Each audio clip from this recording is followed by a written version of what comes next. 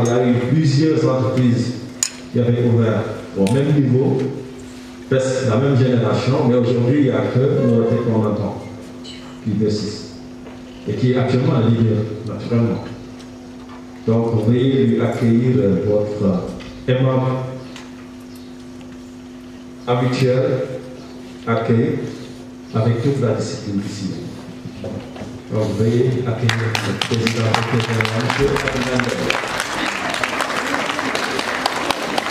à créer ces institutions ou à créer ces hommes quelque part. C'est Dieu qui a le sens, qui a le monopole de la création, mais comment vous avez contribué à ce que ces gens deviennent des personnalités ou des références dans votre métier. M.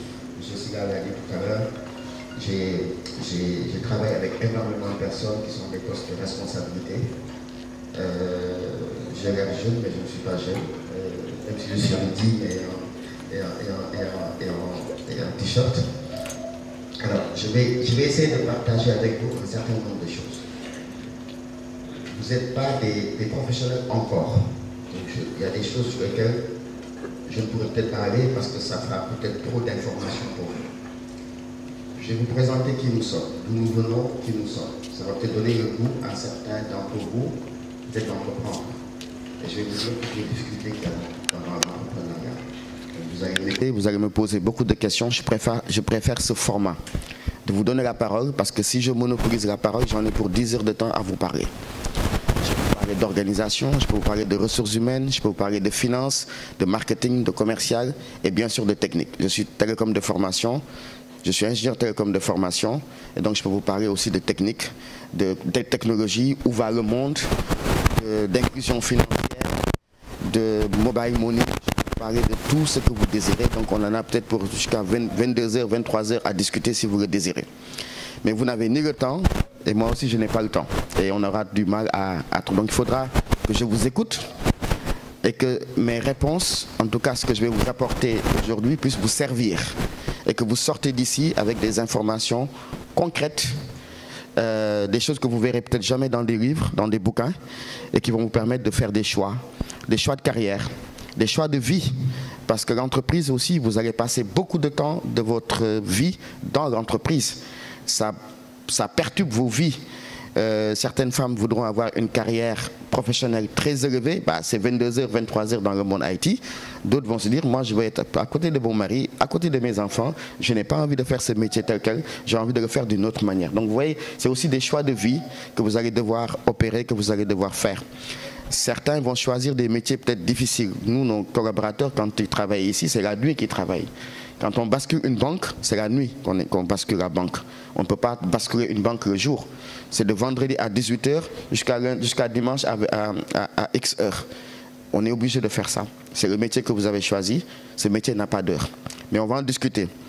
Je n'ai pas besoin je ne veux pas orienter les discussions dans ce sens.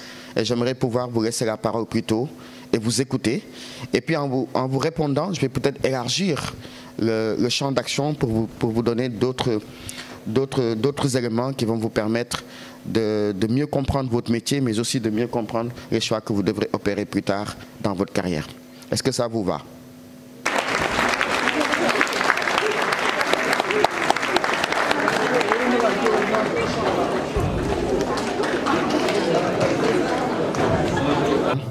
La seule chose que je savais faire, c'est que j'avais une compétence technique reconnue et je n'étais pas sûr de ce que je devais faire.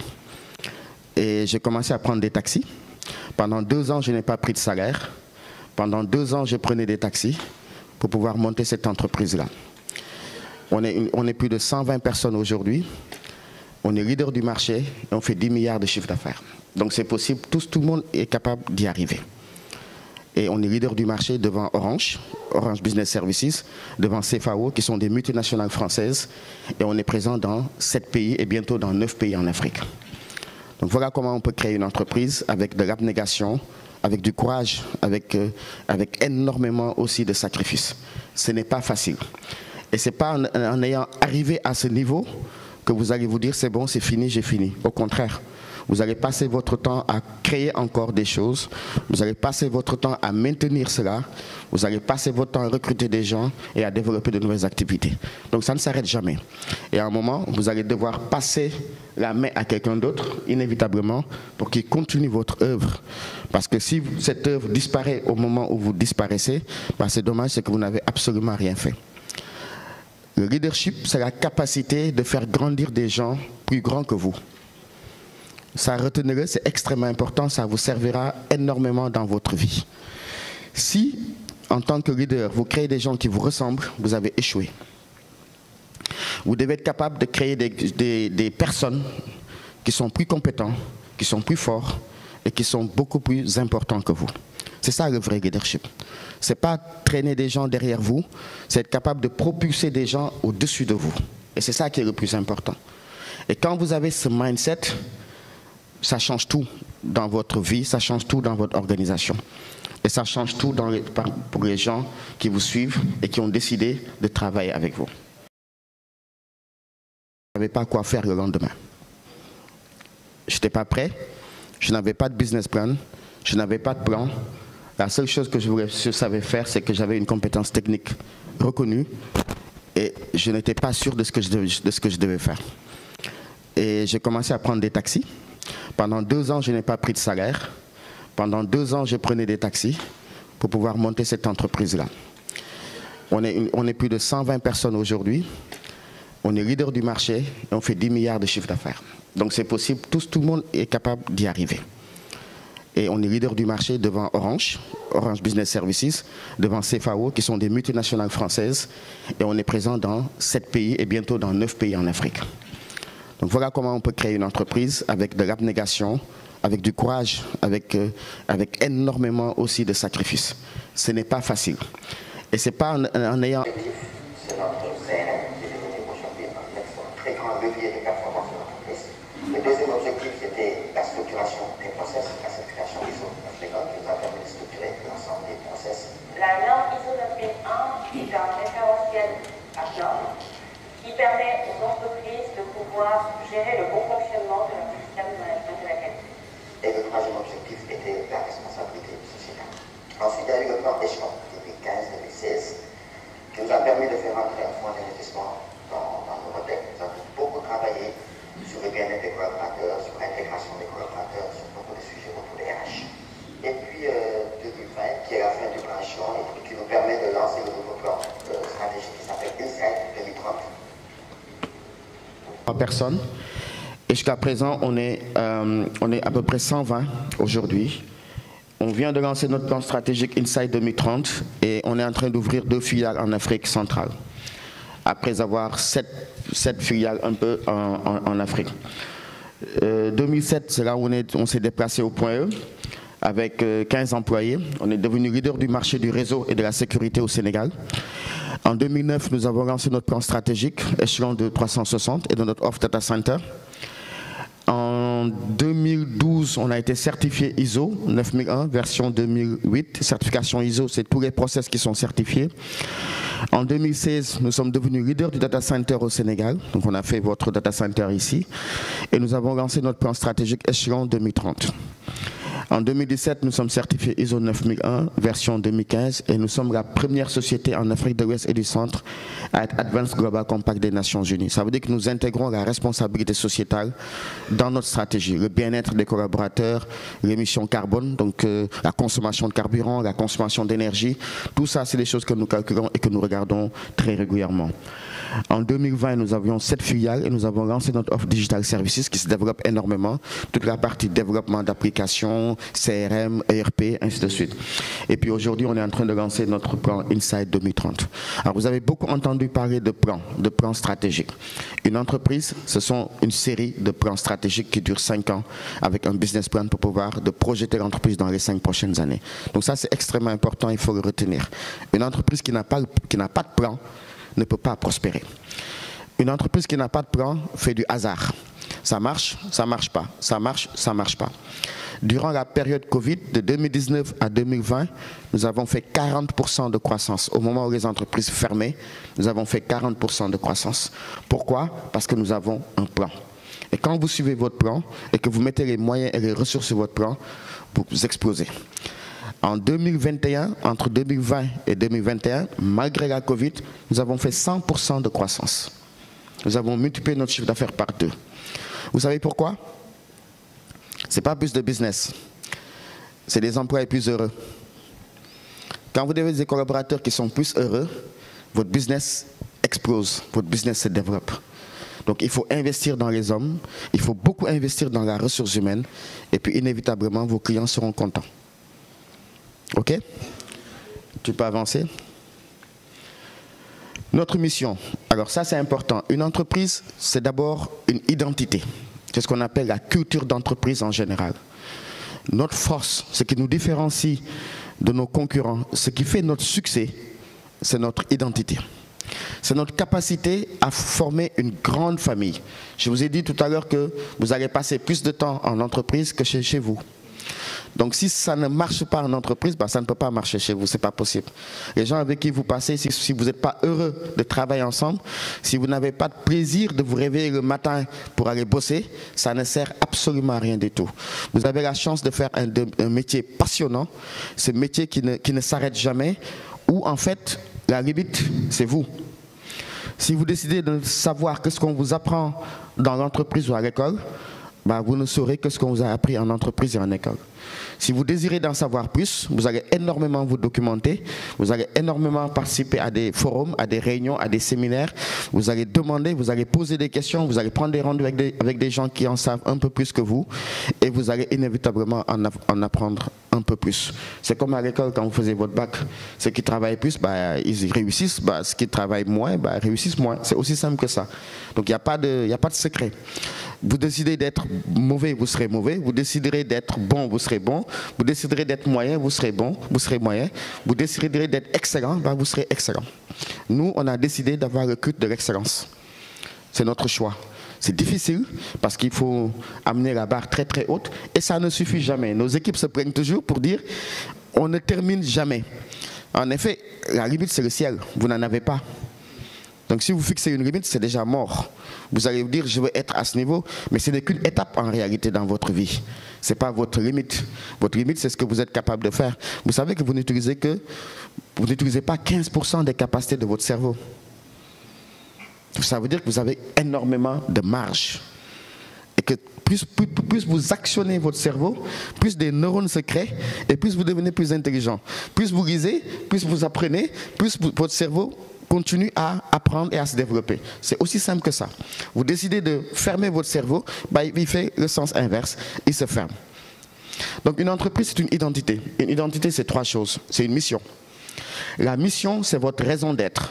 C'est pourquoi vous vous réveillez le matin pour venir travailler.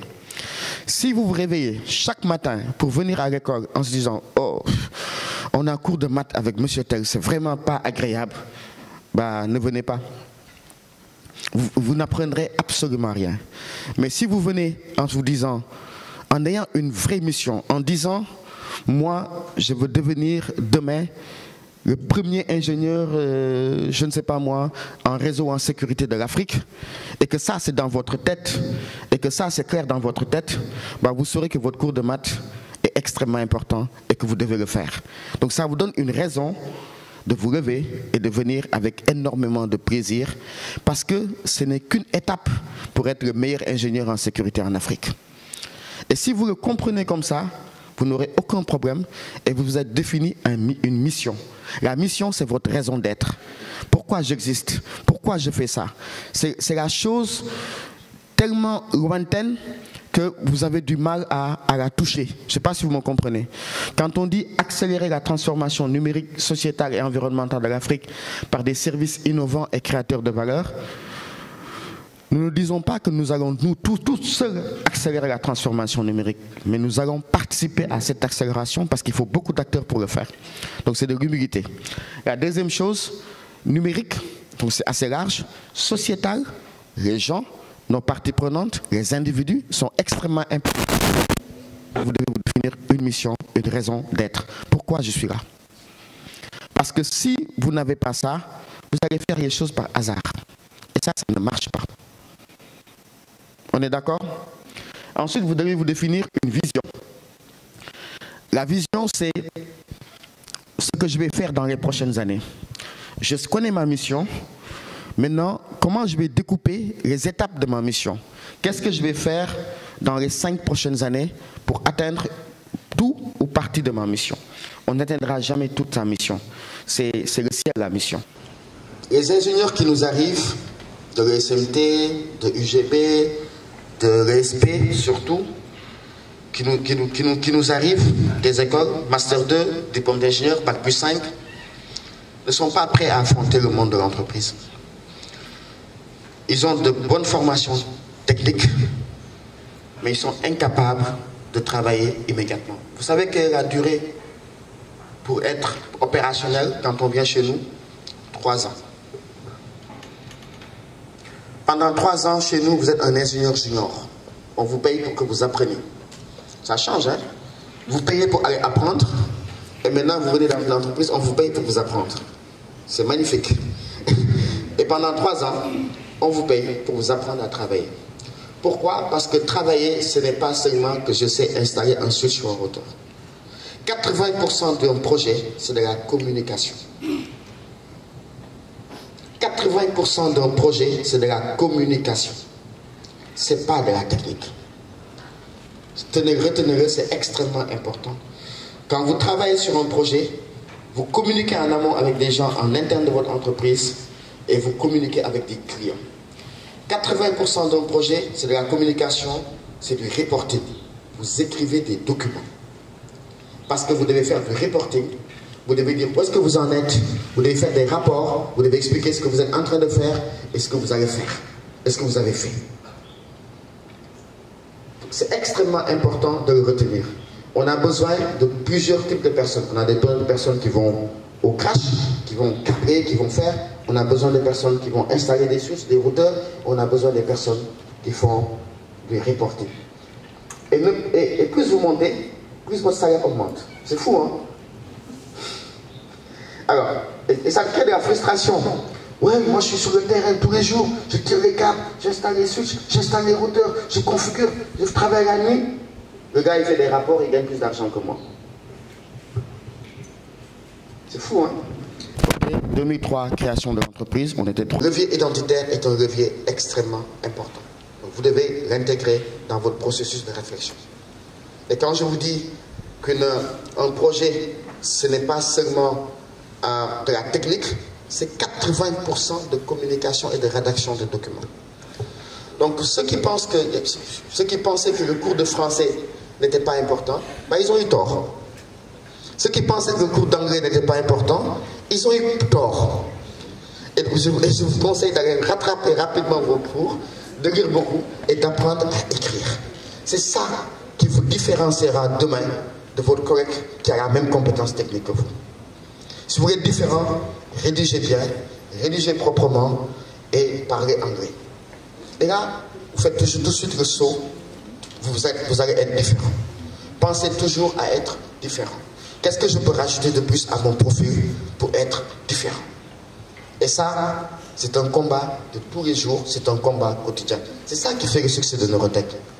Il n'y a pas de secret. Hein? Vous imaginez une entreprise sénégalaise créée par des Sénégalais, leader du marché au Sénégal, devant Orange Business Services, devant CFAO, devant Atos qui ont 10 000 fois plus de moyens. Comment ça se fait? Pensez qu'on paye plus? Ou qu'on a des ingénieurs plus compétents? Non. Parce que chaque fois que vous aurez des ingénieurs plus compétents, chaque fois que vous payerez plus, vous aurez toujours quelqu'un qui paiera plus que vous et quelqu'un qui aura des ingénieurs plus compétents que vous. Donc ça se joue ailleurs. Le terrain n'est plus le même. Donc si vous restez dans le terrain, c'est comme si on vous dit de venir jouer au foot. Vous avez une équipe de foot, mais votre équipe de foot n'est pas très forte.